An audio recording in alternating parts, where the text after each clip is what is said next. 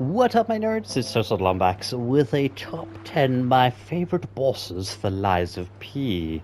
Now, with this particular video, I judged based on needing assistance, like whether I felt like I had to need that assistance, how many times I had to go against the boss. I didn't keep tabs of it the exact amount, but some of them definitely caused me more grief than others.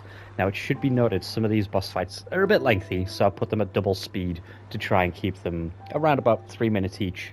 Today, or ideally less, for each boss fight, so I can have a good natter about each one.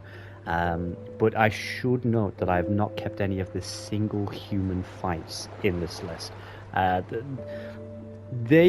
For me personally, all of the single human fights were essentially the same thing, just with a slightly different weapon, so maybe it's a slightly different speed. So I could probably categorize all the single human fights as like number 11, as it were. I did enjoy all the single human fights. They were really, really fun. But as a boss, I think most of the single human fights are all classed as mini bosses anyway. But yeah, they're not included in this list. So without further ado, let's get started. Number 10, Luxasia, the Complete. Speaking of bosses that took me ages in both the first run and this Medium Plus run that I was doing for the footage to be captured for these bosses. This one, oh my good lord, Luxasia, she's just brutal. She's not as bad as Victor. Like, I attempted Victor many times as a solo person rather than bringing the summon person in, and I just no joy. I was struggling to get second phase. It's just the timing with Victor was horrible, and that's why Luxasia is number 10 over Victor. Simply because she does have a nice little routine. I still struggle to beat Luxasia without assistance. Definitely having that extra summon to take away the aggro from the boss itself can be very handy, especially in phase 2. I mean, having all that lightning shot at you and then trying to dodge and then get ready to get in for the attack, it's just a pain in the ass. And if the lightning was being redirected to a summon, it made it slightly more livable with this fight. Now, I do prefer the first phase over the second phase. Like, it's all just sword play, get your timing of the blockings nicely, but ultimately, it's out of all the bosses, probably one of my least favorites. And that's why it's number 10. You know, it's not one of my favorites of the thing. I didn't really enjoy having to do the fight again. I was like, the first time I got it done, I was so happy I beat it. I was like, yeah, fucking finally done it. But then when I realized, oh shit, I'm gonna have to re-record this for a top 10 list, I was like, no, do I have to? And it is one of the ones that gave me the most grief when re-recording it. I mean, I understand, like, this one, I don't think you can break the weapon, you can only break the shield, therefore, you know, making attacks a bit more. This is TPing, this dashing around the arena and not giving me a chance to get my hits in. That's just the most annoying thing. And then the lightning, it's just, oh, so frustrating. Like, I'm pretty sure at this point I had 10 potions, and I pretty much used them all.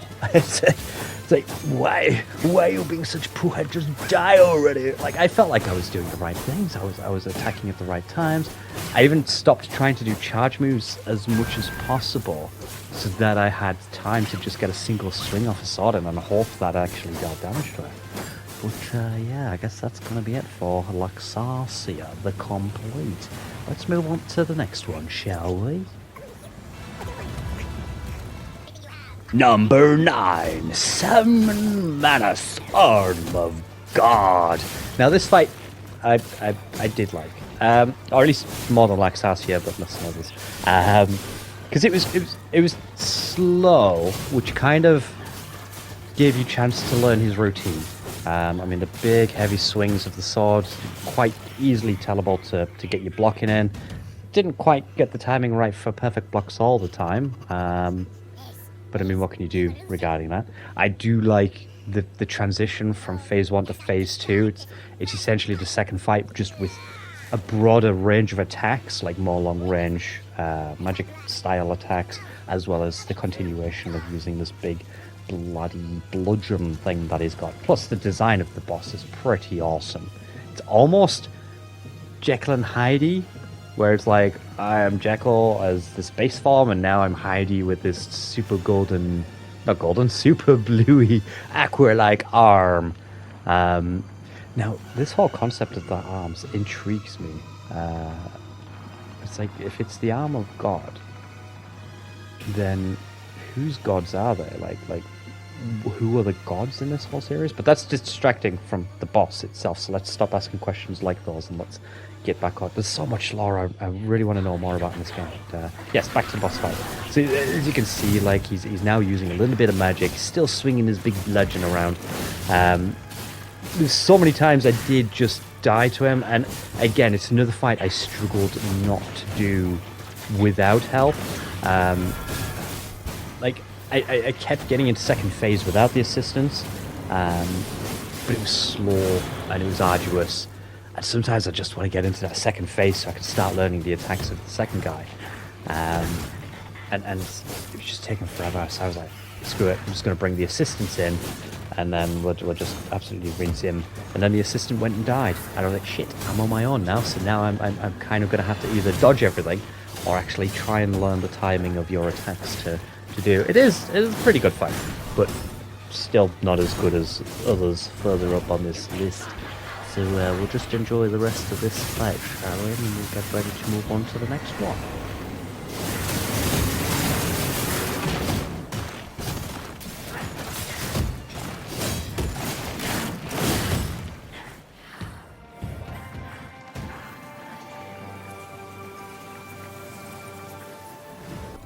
Number 8, the fallen Archbishop Andreas.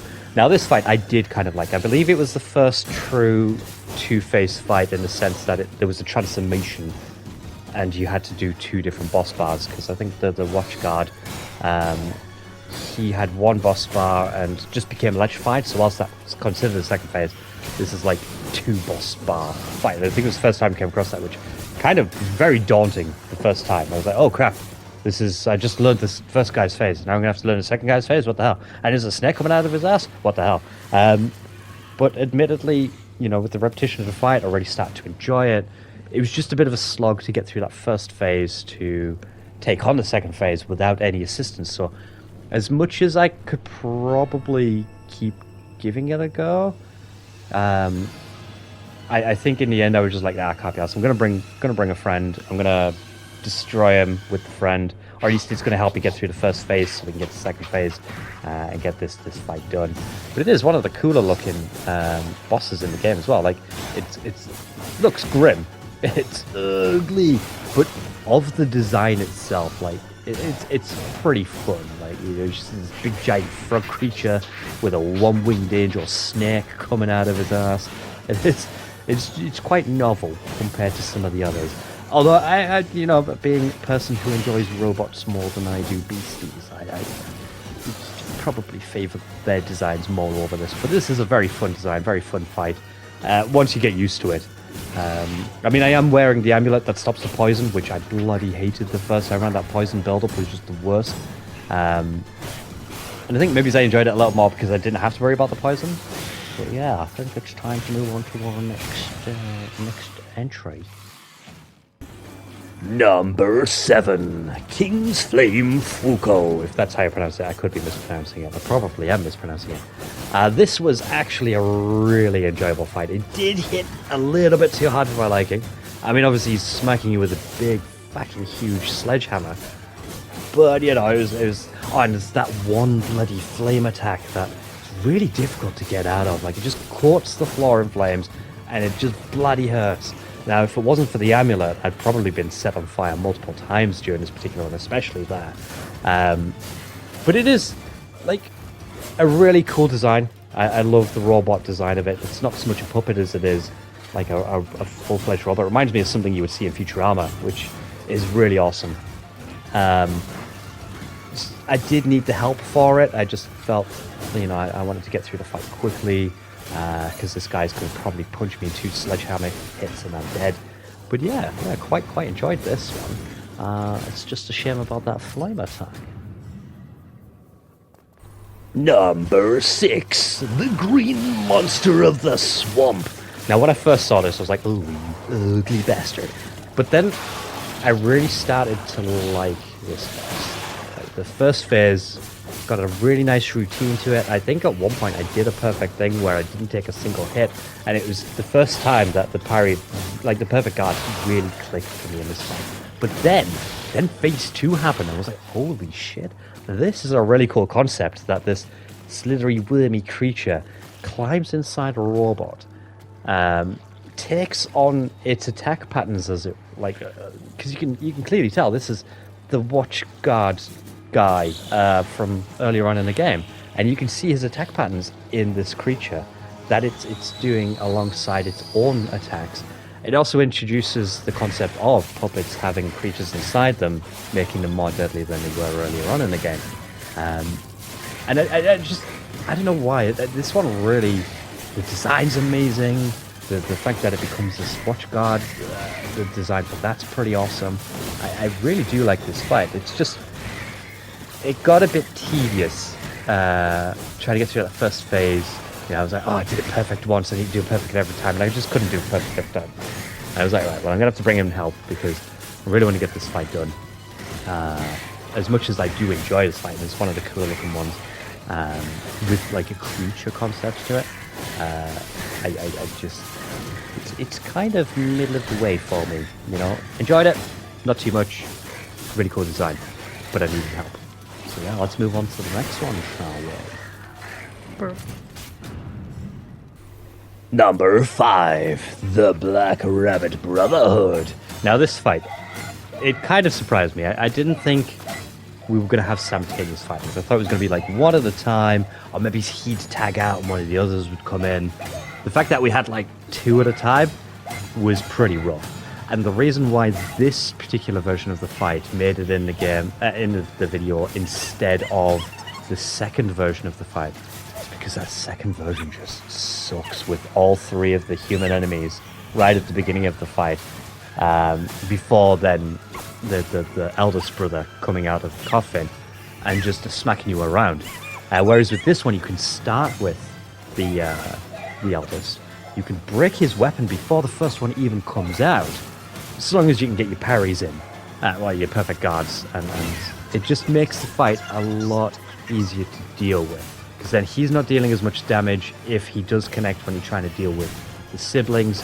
And as you can see here, I actually didn't bring help in for the New Game Plus fight. I was very surprised that I'd managed to do it without the help. I think I accidentally didn't bring the help, and I just kind of thought, fuck it, I'm going to give it a go, see how it goes. And I managed to do it without the help. It took me a long time, which is why this one's double sped. Simply because the siblings just don't die when you want them to die. And then the eldest brother himself is just a bit of a tank and finding the time to get your attacks in.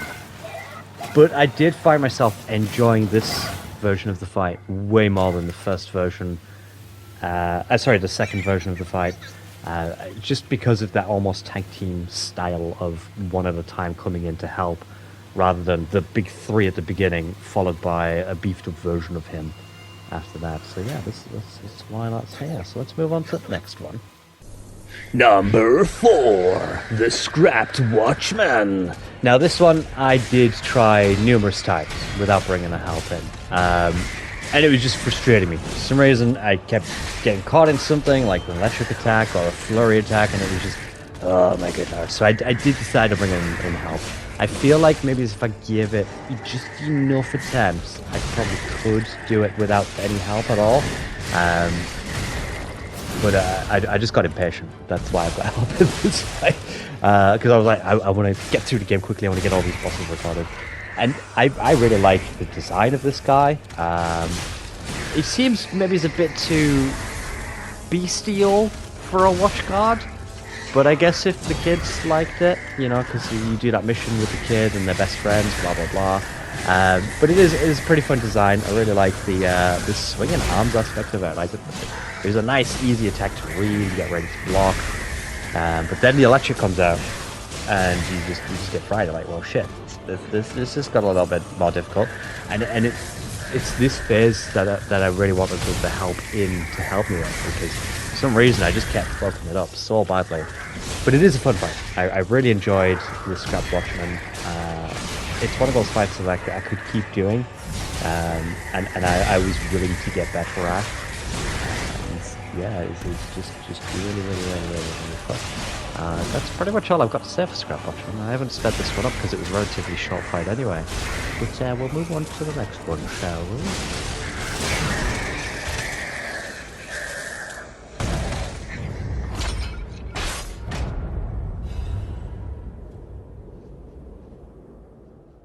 Number 3, King of Puppets. Now, I really love the design of this boss. Or at least this phase of the boss, I really love the design of. I think it looks like it really is a King of Puppets. Like, he just looks very regal. I like how the secondary arms, the big red ones, kind of make me think of a cape with sentience almost. It's just a really cool design. I think it's one of the funny looking ones with the introduction video when he's like, oh, it's a puppet, and he goes from happy face to sad face when he bats him away. But then second phase, I wasn't even sure whether I wanted to count this as one big fight or two separate fights, because it's such a drastic change. Like with all the other phases of all the other fights, it's essentially the same kind of boss, just with more to it. Whereas this one is a change from a big hulking machine to a nimble puppet kind of guy with a big sickle weapon. And I actually hated the Romeo portion of the fight during my first playthrough. And then when I was doing the recording for this new game plus playthrough, I was kind of like, actually, it's pretty fun. You've got from this big, lumbering, slow, very easy to read fight to this nimble, pulling you in, attack special guy. And I did come around to it, and I decided, right, I'm going to keep it as one big fight, and it's probably one of the more enjoyable ones, but I just still can't get past the second phase without assistance. Like, I tried it numerous times, just couldn't defeat the guy by myself. I needed to bring her in so she could take some of the aggro. But yeah, that's going to be it for this particular. Number 2, Parade Master. Now this guy, I think it was the only boss I did in the demo, and so I knew what I was getting into with the full game, providing they hadn't changed him or moved his location anywhere. And I really like this boss. The design is pretty fun. It really does look like some kind of ringmaster, which is quite cool. His attack pattern is quite nice. You can see I'm fucking up a lot here. I should have blocked a lot more of those attacks. I just, for some reason, my brain turned to mush when I was fighting it. But I think I was just looking forward to fighting it because I really like this fight. The fact that for his second phase, like his adapted attacks, he rips his head off and uses that as his weapon. Like, I don't know why he puts the cage on the ground like that. I honestly don't know. Oh, I see, it disappears, so he's lost the cage altogether. But yeah, the fact that he uses that, and then you can parry his head so much that his head falls off the weapon, so it's just like a tiny little stick. And I think it's just one of the cooler weapon breaking things that you've got in the game. The fact that he's using his own head as a weapon, the design is just fun. I don't think you get the choice to bring in assistance on this one, but I don't know if I would. Like, I think both runs through the game, I beat him in 5 attempts or less. Even when I did the demo as well. No, actually, the demo I think I struggled a bit more on. But I think because of the demo, I was able to do it 5 attempts or less in both the original and the New Game Plus runs. And it's just, I don't know, I like this one. I think it's kind of like, what was his name, Oda in Time Asia, where it's just such a cool looking design and just had such fun with the fight. It's definitely why it's number 2. It's just such a good fun. This is kind of what I want more from bosses, just a fun fight where I don't mind dying because I got really close to beating him. Yeah, definitely likes number 2 from mine. Let's move on to number 1, shall we? And I'm pretty sure we all know which one it's going to be. Number 1, the Nameless Puppet. Now this fight, I kind of hated. It's actually very similar to Romeo in the sense that there's this puppet that's absolutely kicking my ass with really fast and heavy moves, and I'm not getting the timing down. But this, like the parrying and the blocking, clicked more with this fight for me than it did with Romeo. I don't know why. I mean, he is a bit slower and heavier in that first phase where he's got the blue strings. And you can kind of tell what his moves are going to be. And I don't know, with the red attacks, I think it was one of the few bosses where I was really getting the hang of the timing on the red attacks. Or at least the first phase anyway. Second phase, got duped one because the red attacks in that one, I could never get it right. Or when I felt like I got it right, I fucked it up and it ruined that run. I was like, damn it, I'm going to have to try it again. But I just really like the fact that nothing's changed except the fact that he sliced his head off a little bit. And now he's got faster, he's split his blade into 2 pieces. And again, there's a rhythm to this fight that I just couldn't quite get with Romeo. And whilst I did kind of spam the block every now and again, you know, when he's doing these flurries of attacks, and most of it paid off, it was just recognizing what I could attempt to block against and what I needed to get out of there for. So like with that diving attack where he hits the ground, it shoots up that red stuff. That one, it's just easier getting out the way and getting some cheeky hits in because it's kind of a little bit stun locked after that for a second or so. The only thing I didn't really like about him is my weapon's obviously big and slow here. So when I tried to do my Fable attacks, he just moves before both are able to hit. Or I've loved using the puppet strength because of the pull in and do that extra attack on it. And again, he's just a bit too fast for that to really be effective. So it was just more of just good old-fashioned saw player with the blocking. And it was, as frustrating as this fight was, it was definitely the most satisfying to beat. Because, I mean, it is just a rhythm fight. You were learning the pattern of his attacks, making sure you're pressing the right taps of the guard at the right types of attacks. Very, very enjoyable, and honestly, if there was more bosses like this probably would have been a harder list to have done. But as it is, this guy's sitting at number 1 because he's my favourite fight, just edging out Parade Master by a little bit. But yeah.